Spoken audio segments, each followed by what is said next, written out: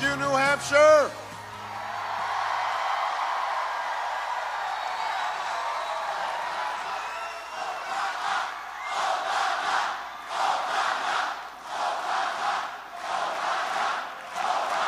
Thank you. Thank you. Thank you.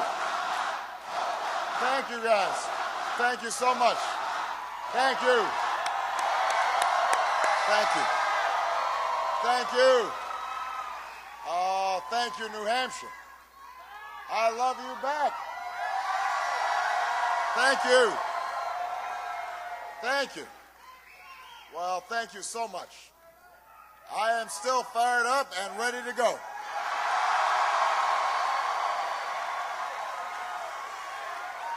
Thank you. Thank you. Well, first of all, I want to congratulate Senator Clinton on a hard-fought victory here in New Hampshire. She did an outstanding job. Give her a big round of applause.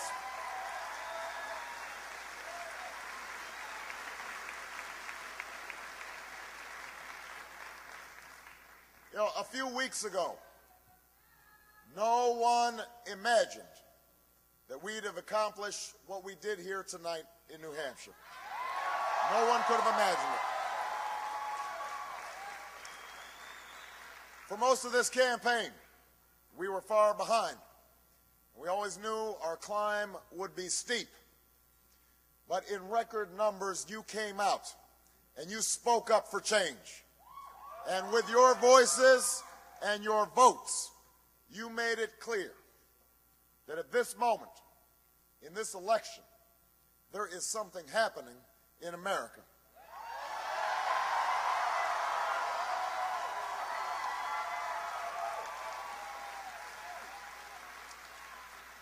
There is something happening when men and women in Des Moines and Davenport, in Lebanon and Concord, come out in the snows of January to wait in lines that stretch block after block because they believe in what this country can be.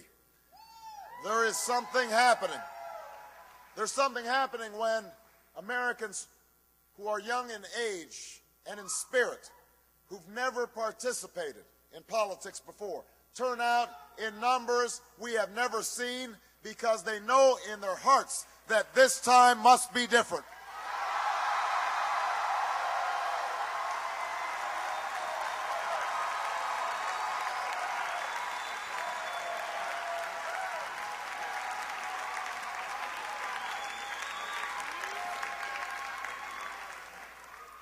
There's something happening when people vote not just for party that they belong to, but the votes, the hopes that they hold in common. That whether we are rich or poor, black or white, Latino or Asian, whether we hail from Iowa or New Hampshire, Nevada or South Carolina, we are ready to take this country in a fundamentally new direction. That's what's happening in America right now.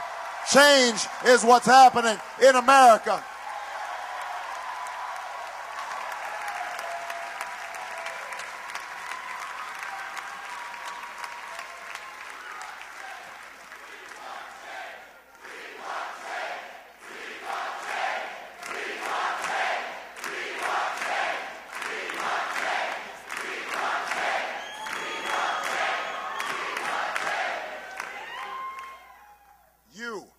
All of you who are here tonight, all who put so much heart and soul and work into this campaign, you can be the new majority who can lead this nation out of a long political darkness.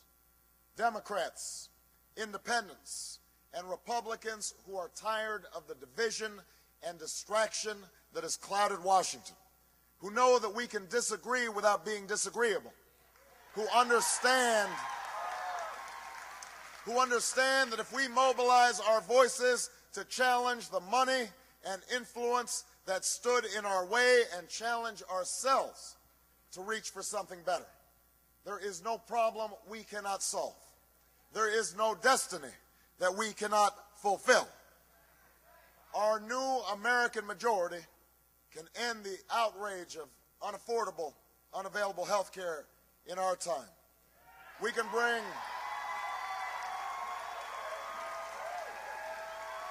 bring doctors and patients, workers and businesses, Democrats and Republicans together, and we can tell the drug and insurance industry that while they get a seat at the table, they don't get to buy every chair. Not this time. Not now.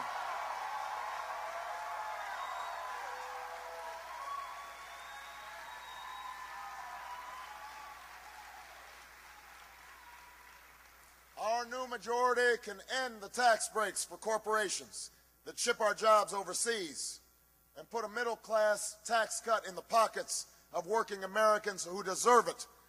We can stop sending our children to schools with corridors of shame and start putting them on a pathway to success.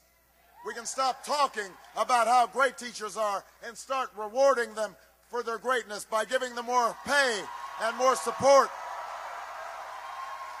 We can do this with our new majority.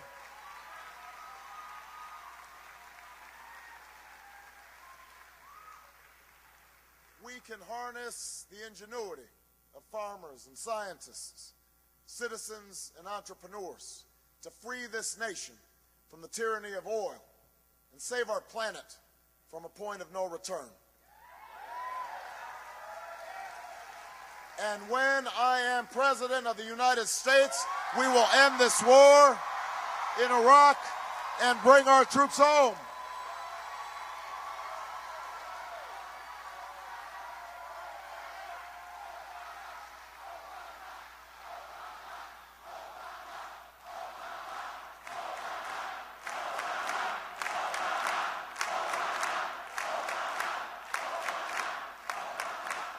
We will end this war in Iraq. We will bring our troops home.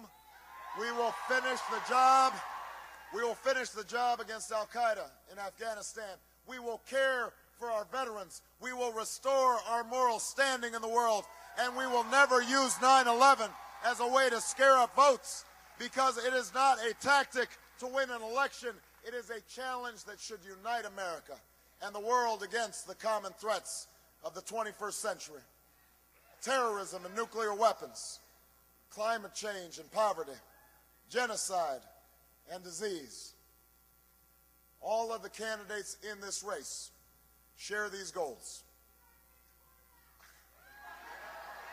All of the candidates in this race have good ideas.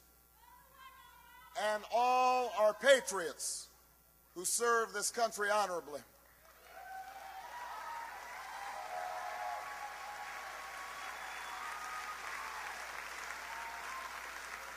But the reason our campaign has always been different, the reason we began this improbable journey almost a year ago, is because it's not just about what I will do as president. It is also about what you, the people who love this country, the citizens of the United States of America, can do to change it. That's what this election is all about.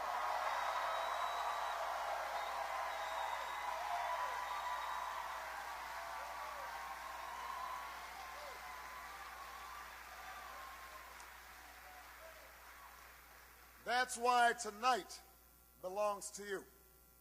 It belongs to the organizers and the volunteers and the staff who believed in this journey and rallied so many others to join the cause. We know the battle ahead will be long, but always remember that no matter what obstacles stand in our way, nothing can stand in the way of the power of millions of voices calling for change. We have been told we cannot do this by a chorus of cynics, and they will only grow louder and more dissonant in the weeks and months to come. We've been asked to pause for a reality check. We've been warned against offering the people of this nation false hope. But in the unlikely story that is America, there has never been anything false about hope.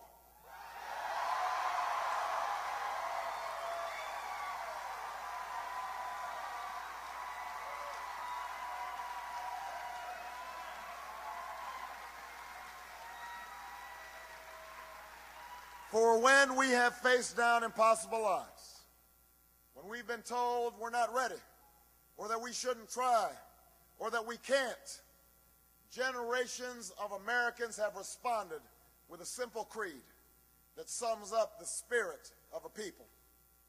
Yes, we can. Yes, we can. Yes, we can. Yes, we can.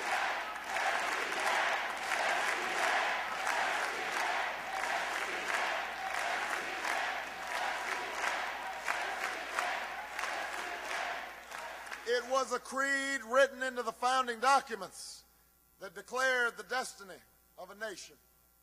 Yes, we can. It was whispered by slaves and abolitionists as they blazed a trail towards freedom through the darkest of nights. Yes, we can. It was sung by immigrants as they struck out from distant shores and pioneers who pushed westward against an unforgiving wilderness.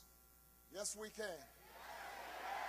It was the call of workers who organized, women who reached for the ballot, a president who chose the moon as our new frontier, and a king who took us to the mountaintop and pointed the way to the promised land. Yes, we can to justice and equality.